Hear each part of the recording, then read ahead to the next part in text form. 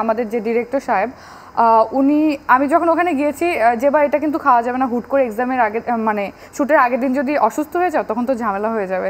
দেন উনি বাসায় কুক করে ওনার ওয়াইফ কুক করে আমার জন্য আগের শুটিংয়ের আগের দুদিন আমাকে খাওয়াইছে। জেবা জান্নাতের ফিলিংটা কি অ্যাকচুয়ালি যে স্যান্ডেলিনার সাথে তোমার কাজ করার সুযোগটা হয়েছে? আমি অবশ্যই লাকি, এত বড় একটা চান্স আমার লাইফে এসছে। আর তারপরে যেটা বলবো সেটা হচ্ছে আমি ছোটোবেলা থেকে স্যান্ডেলিনার অ্যাড দেখি, তখন আমি জয়া আপুর স্যান্ডেলিনার অ্যাডটা দেখতাম। আর জয়া আপু আমার অনেক পছন্দের একজন পার্সন, আর পরিমণি আপু তো অবশ্যই অনেক সুন্দরী। সো আমি টিভিসিগুলো দেখতাম, আমার খুব ভালো লাগতো। ইভেন আমার ফ্যামিলি পার্সন আমার লাইক আমার দাদি বা আমার নানি ওনারা স্যান্ডেলিনা ইউজ করতো।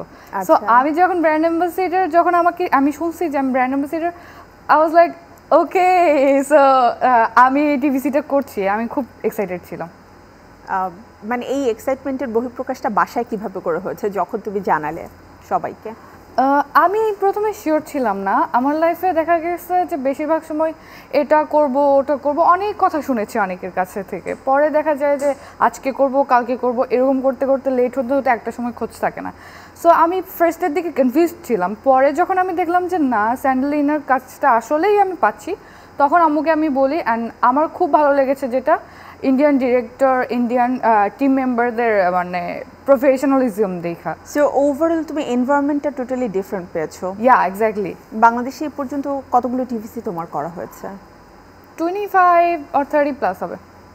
অনেক।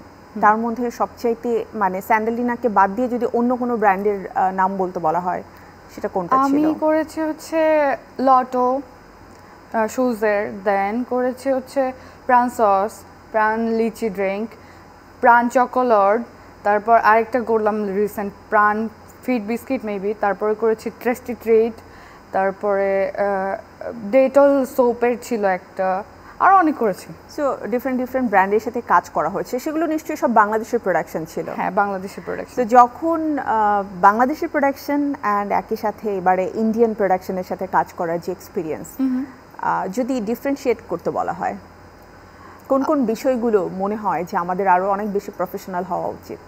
আমার বাংলাদেশের কিছু টিমের সাথে কাজ করেছি, আমার অফকোর্স অনেক ভালো লেগেছে। আমি ফার্স্টে যে কথাটা বলবো সেটা হচ্ছে প্রাণ।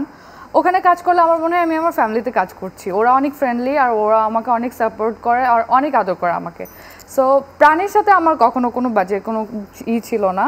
আর বাকি কাজগুলো করেছি ওভারঅল ছিল। বাট ইন্ডিয়ানদের যেটা আমি দেখেছি, সো সেখানে হচ্ছে ওনারা অনেক প্রফেশনাল, অনেক টাইম মেনটেন করে, যেখানে আমি নিজেও অনেক সময় দেখা যায় টাইম এদিক সেদিক হয়ে যায়। কিন্তু ওখানে ওনাদের প্রফেশনালিজম দেখে আমার মনে হচ্ছে না, আমার আর একটু প্রফেশনাল হওয়া দরকার। দেন আমি ওখানে আমার কিন্তু টাইম মেনটেন আমি নিজের থেকেই করেছি। বিকজ মানুষ যখন সবাই অ্যাক্টিভ থাকে নিজেরও অ্যাক্টিভ হতে ইচ্ছা করে। আর ওখানে সবাই অনেক ফ্রেন্ডলি। দেখা গেছে আমাদের যে ডিরেক্টর সাহেব আমি যখন ওখানে গিয়েছি যে বা এটা কিন্তু খাওয়া যাবে না হুট করে এক্সামের আগে মানে শুটের আগের দিন যদি অসুস্থ হয়ে যাও তখন তো ঝামেলা হয়ে যাবে। দেন উনি বাসায় কুক করে ওনার ওয়াইফ কুক করে আমার জন্য আগের শুটিংয়ের আগের দুদিন আমাকে খাওয়াইছে।